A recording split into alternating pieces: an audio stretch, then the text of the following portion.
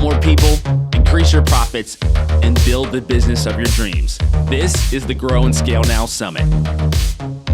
Hey guys, welcome to today's episode. And we have Ryan McCarty. And our title today is How to Build a Culture of Good. And Ryan is an internationally renowned speaker. He's also an author of the groundbreaking book, Build a Culture of Good. And he actually advises organizations on how to create an inspiring, meaningful, and engaging workplace and world. So welcome, Ryan. Thanks so much for being here. Thank you so much for having me on, Chantel. I really appreciate it. So we want to give people really practical advice. So I want to talk a little bit about some organizations that you've actually helped, try to be as specific as possible on how to build a culture of good. Yeah, absolutely. So 7 years ago, I launched Culture of Good at TCC, the Cellular Connection. They're the world's largest Verizon retailer. And so currently they have 1,200 stores in 42 states. At the time that we launched Culture of Good, it was a smaller company.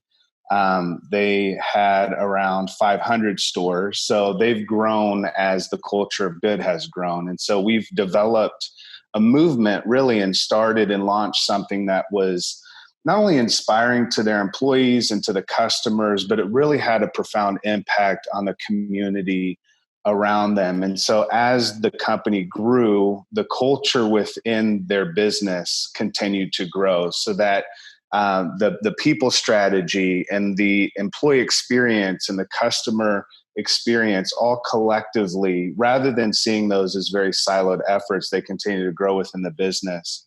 I think about another company, Ingram Micro. They're a pretty large company, but they have small stores and distribution centers across the country and really across the world. And so how we were answering a question, how do you give employees a sense of why they do what they do and not just a paycheck on Friday, right? So it really spoke to connecting employees with a sense of purpose and a sense of meaning in their everyday work. Another example would be Redux. It was a startup company a couple years ago. They have right around 12 to 15 employees. So we've scaled the Culture of Good and built a culture of good within companies that have 12, 15 employees to 3,000 employees. And so those are a few examples, but in each one of those. So what do they do though? Give us, let's start with TCC, right? Yeah, sure. So what does TCC do to give a culture of good? What do they exactly do? Yeah, so immediately what we had to find is a cause that every employee across 42 states could simply get involved with and start to give back, not only to their community, but also to one another. So the Culture of Good is really based on 5 promises. We're going to care about people in the world around us. We're going to drive business to greater success so that we can do more good. We're going to connect with people around us. We're going to inspire others to do good with us. And then lastly, we're going to be authentic with our words and actions. So it's based on those 5 promises that as a company, we make to one another, we make to the customer, and we also make to the community. TCC specifically, as we launched Culture of Good, my past life, I was a full-time pastor for almost 20 years. And so essentially what I decided to do, I had never been in corporate America at all. And so what I did is I just took what I knew about full-time ministry and doing good and impacting the world and people wanting that sense of meaning and purpose and brought it into business without the religion, right? And so like it was really more about living out our sense of connection to the world through generosity and giving back. And so we immediately launched a huge backpack giveaway before it was trendy and cool to do backpacks. This was, over a decade ago that we started this work. But within TCC, we scaled that within the business. And the first day, you can imagine over 2,000 employees giving away 60,000 backpacks with school supplies on the same day. But it was more than just a giveaway. A lot of companies write checks and they give it to charities. And what we decided to do early on is let's not write checks just to charities. Let's give the resources to the employees so that they can give back to their local communities. And so we launched with a backpack giveaway, and that was crucial because at the very onset of beginning this movement, the employees connected with a sense of purpose right away. Obviously, we couldn't just do one day a year, there's a big give back. It had to be part of the everyday culture and embedded in the DNA of the business.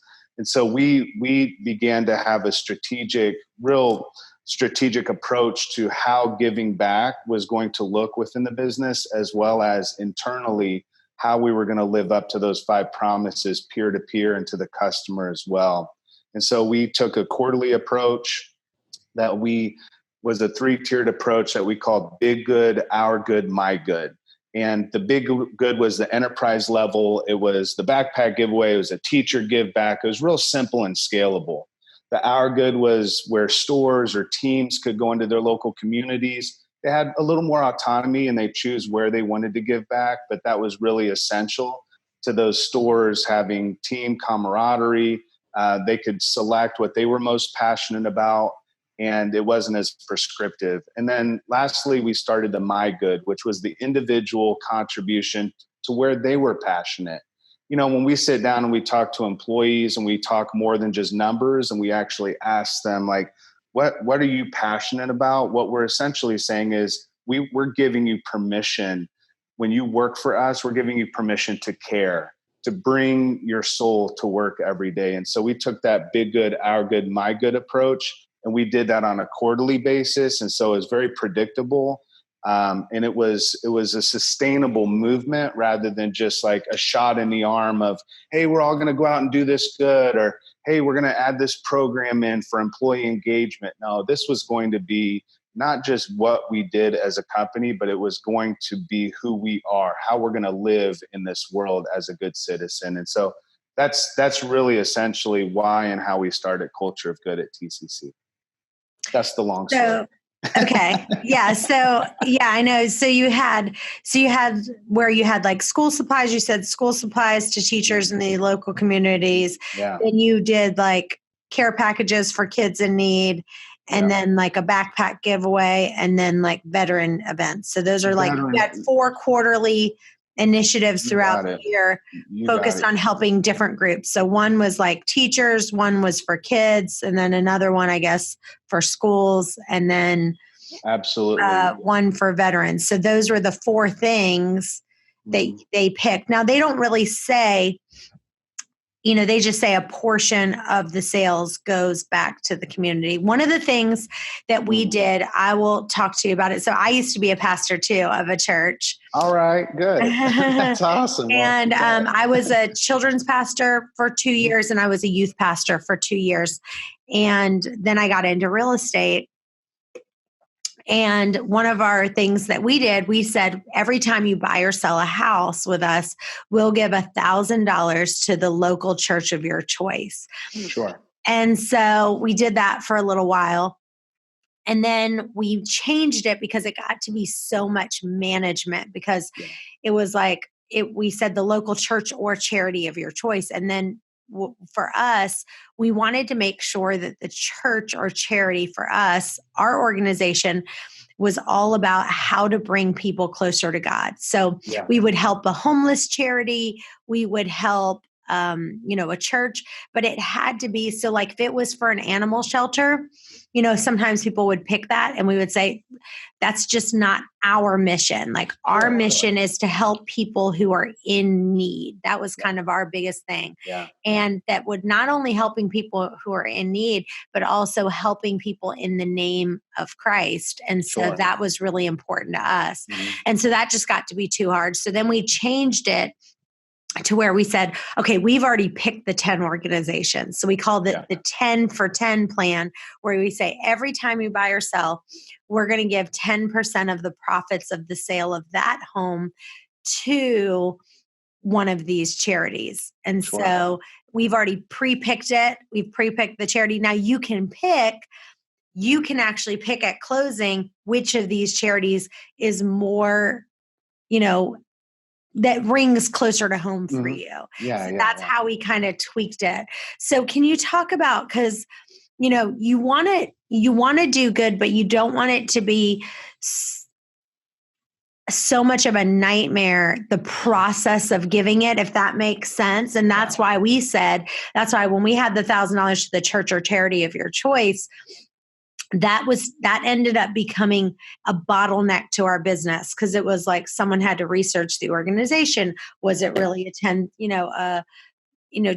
was it a real nonprofit? Yeah, Was yeah, the yeah. money going to a good Yeah, place? of course. So Yeah. talk a little bit about kind of some systems or questions people can ask. Let's say that here's a new business listening and they're saying, okay, you've convinced me, I want to start something.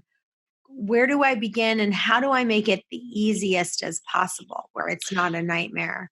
Yeah, to me, the big good, our good, my good is the easiest. What you're referring to now, TCC does have a foundation, and that foundation allows for employees to find a charity in their local community, but they have designated people, one person in particular, that works full time on this.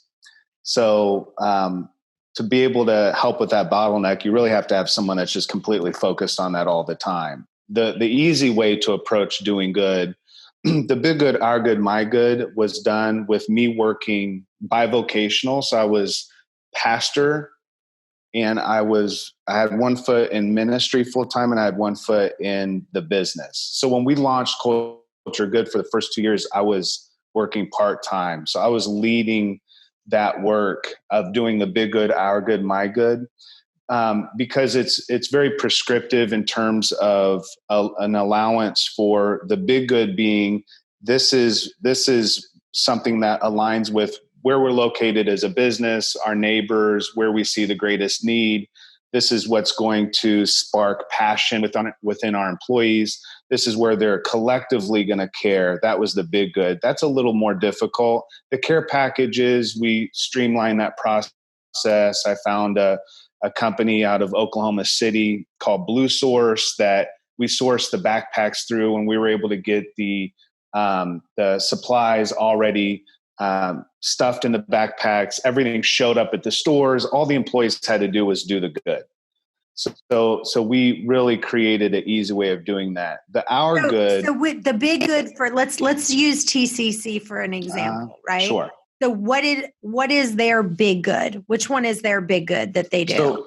So the big good looks a little bit different every single quarter. It's some of the aspects of what you said. It's either the backpacks, it's the teachers, it's the veterans. Sometimes they change up a quarter depending on the year. One year they tried to do kind of the animal thing. It really mattered to me. This was after TCC was no longer who I was working for. Culture of Good as its own entity. Now TCC is our client.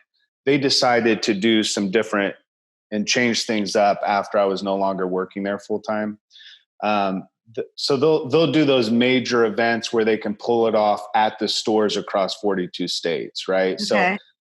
So the backpack is the prime example of that. Over the last 7 years, this coming school year, they're going to give away their 1 millionth backpack with school supplies, which is really cool. So so the big good would be the 4 quarterly initiatives that they do throughout the year. Absolutely. That collective and listen, all over 3,000 employees do that good either on the same day of the year or on the same week. So if you're a listener and you're talking to someone that has a decentralized culture, this brings everyone collectively together doing that good. Give an example. When you say big good, what is your definition of that so people can understand it? It's something that the big good helps everything in the community, or what does that mean? No, the big good only speaks to the context of who within your company is collectively doing good at the same time. Oh, okay. So it's all that collective enterprise level, every single employee, every executive, everyone is going to be involved in this. The CEO, the owner, on the same day or the same week, everyone's collectively going to be doing good. They're sharing it on social media. They're sharing it with each other internally. It's really creates that movement and that sense of we're a part of something bigger than ourselves. I like No, that. So that means yeah, you do so, and you suggest doing it 4 times a year. yeah, absolutely. And really, as every company, the instance is going to look different, and so you really have to decide what you're going after. Are you looking to just kind of tack good onto the side of your company, kind of staple it on the side, or are you looking at really embedding this and making it defining to who you are as a business? Like, is this something that you're like, okay, this is what we do as a business, and oh, by the way, we do some good on the side and it's on our website? Or is this how you want to grow your business? We decided, Scott Moorhead, the CEO of TCC, and I decided that we were going to grow his business and scale his business through doing good. And that was a strategic move that he and I made about 7 years ago, and we've seen his business grow from something to 400 million a year to 2 billion a year company. So that's where he's at now, and it continues to grow. Obviously, now with everything that we're facing with the recession and quarantine and his stores and curbside service, that's looking a little bit different as far as his growth and income. But that's how we've scaled the business up to this point, is through the culture of good and giving back. And the first layer of that was doing that big enterprise level good in local communities across the country. Okay, so then the hour good, what does that mean? Mm-hmm. Yeah, so our good again speaks to a smaller segment of the business, and so this could be a department within, it could be a store, maybe a retail location, or it could be a distribution center. All of that group of that department or that team has more autonomy to choose how they want to give back in their local community. This was also something that we gave an allowance to on a quarterly basis. And so we always did the big good, but we also wanted there to be a level of autonomy within the stores, because a store in, let's say, Berwick, Pennsylvania, and a store in Atlanta, Georgia, they're going to have a different level of, hey, we see a need within our local community and we want to give back in a specific way that makes sense to where we're located, to our neighbors. And so we gave, it wasn't a huge investment, but it is when you consider the scale of how many employees and stores there are. We gave each store and each department about $500 a year, and they divided that up and used that resource for whatever they needed in terms of supplies and goods to be able to go into their local community and buy that stuff and to give back in a way that was specific to what that store decided they were passionate about doing for their neighbors. And so the Our Good was a smaller segment within the business, doing good on a quarterly basis.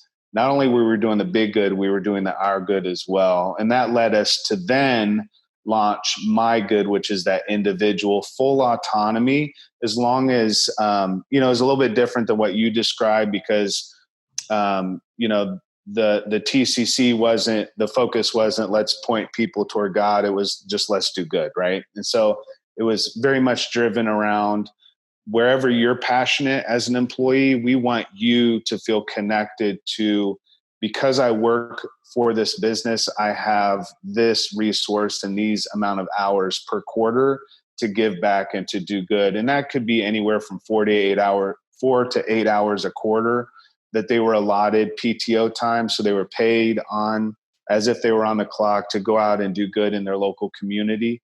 So you might have someone, Chantel, that was like, you know what? I love the backpacks. It was inspiring. I love going out with my team and I love doing this good in the local community.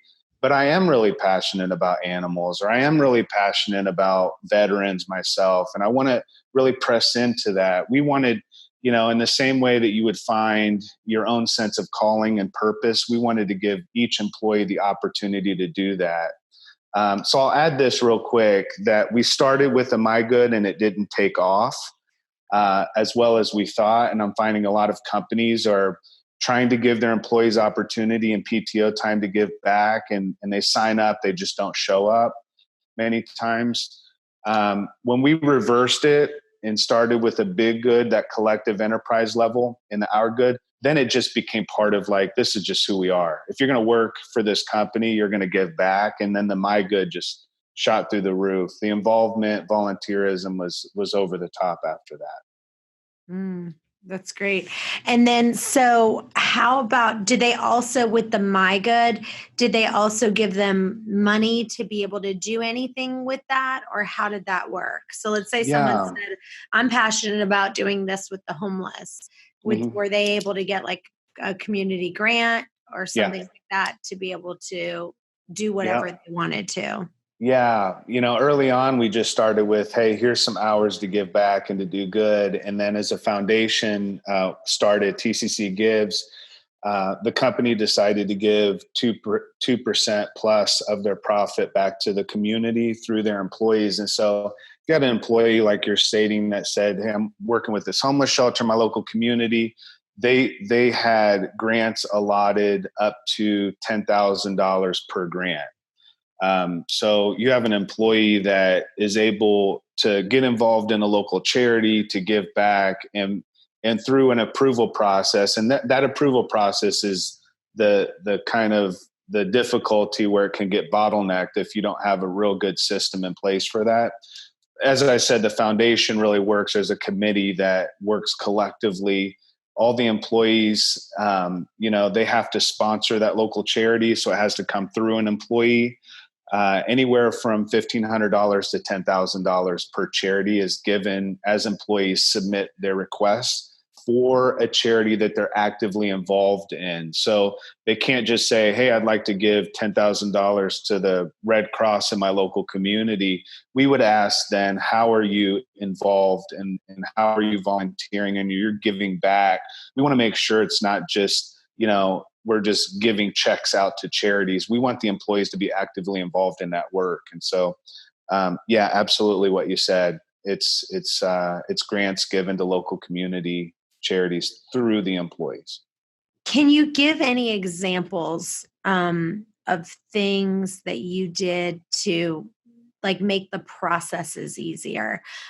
So for us, I know one of the things we did is obviously because we were giving so much money away, we ended up creating a 501(c)(3) Yep. called CR Cares so that all the money could run through that. That's number one.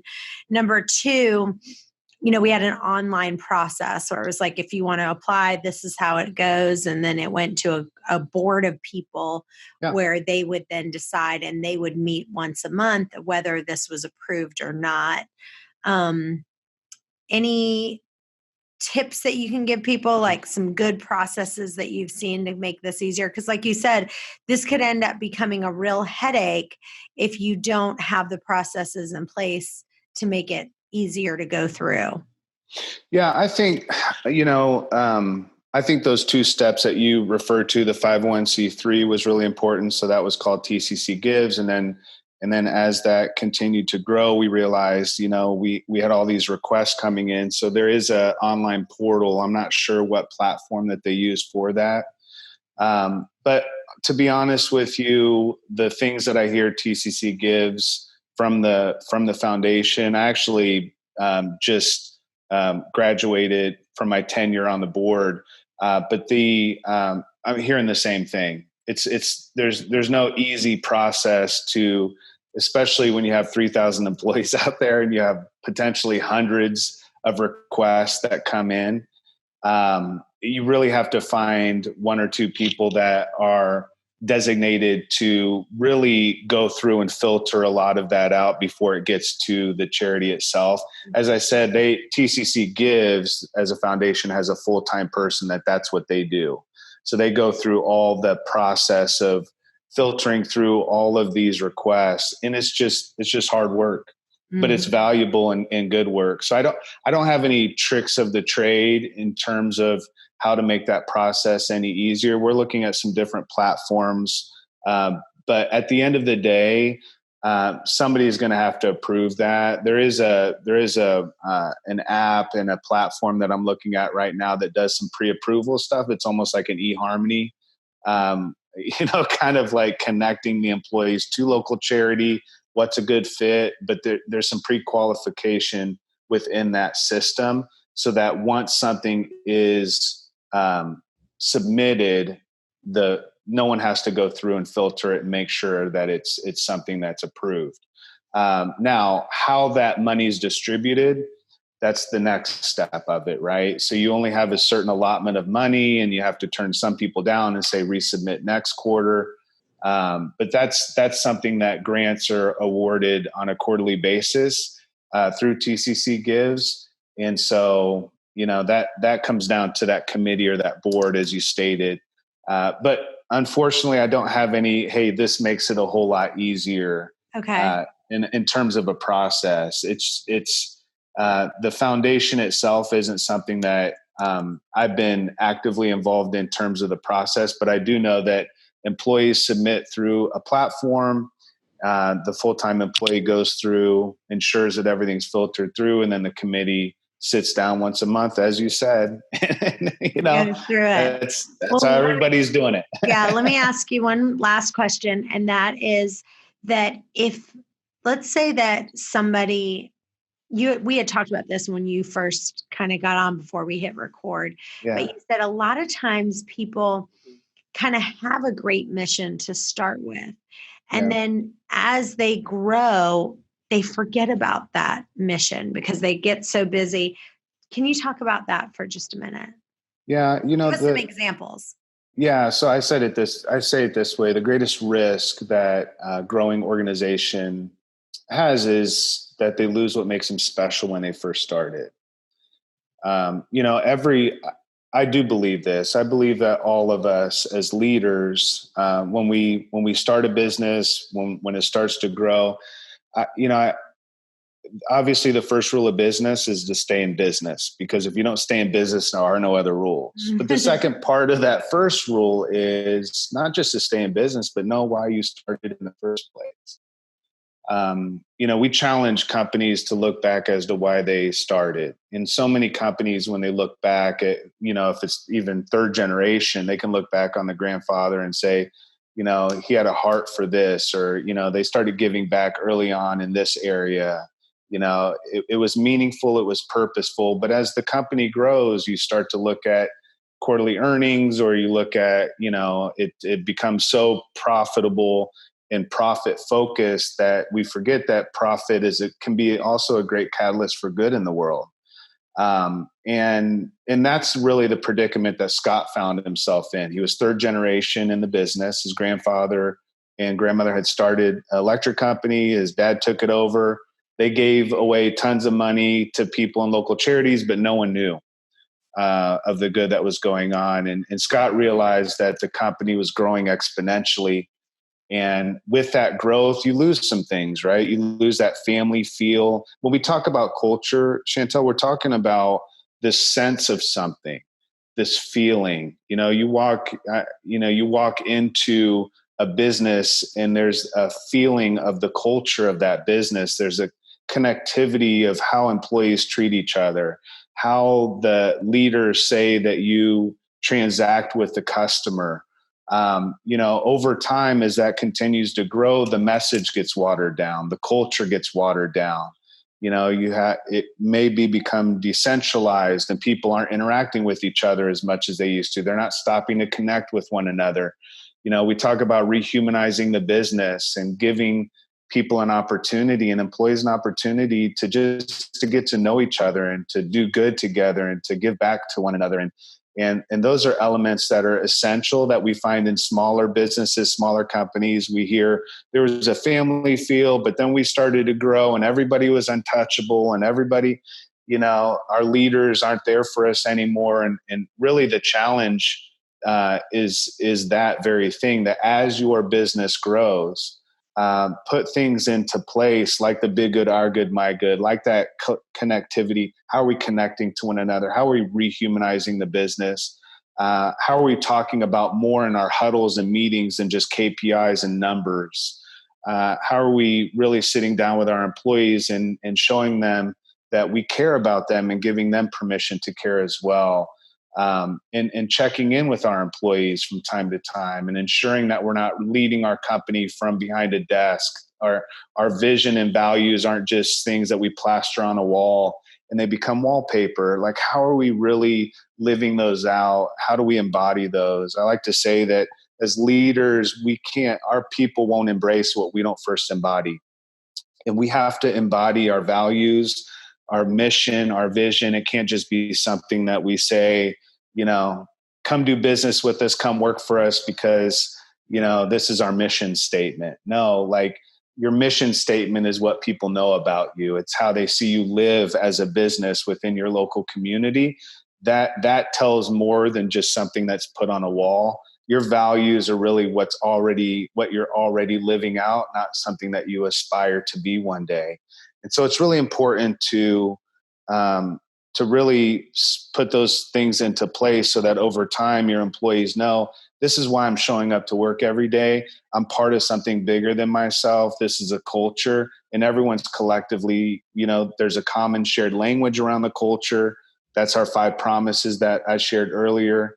There should be language around it. People should be saying the same thing, having an understanding that this is what makes us special. So I always ask leaders and business owners, what's the most compelling reason you can give me to come work for you? And what's the most compelling reason to come do business with you? And that reason is tied into what you do as a business, but it's also tied into why you do that work in the first place. And so tying the what you do in terms of, with what you do with real estate, and then really tying that into a sense of purpose more and more is I believe one of the greatest callings of leadership within business itself is making the connection for those that we lead between what they do every day and why they do it. Awesome. I love it. Yeah. Well, this has been great. Thank you so much for being with us today. Tell listeners where they can find you and where they can follow you. Thank you. Yeah, you can find me at ryanmccarty.com. You can reach out to me on that as well, or on LinkedIn or Twitter. On Twitter, I'm Ryan McCarty. I got late in the game on LinkedIn, so I'm McCarty Ryan on LinkedIn. So Twitter, LinkedIn, or ryanmccarty.com is a good place to start. Awesome. Well, you guys stay tuned. We have another episode coming up in just a minute.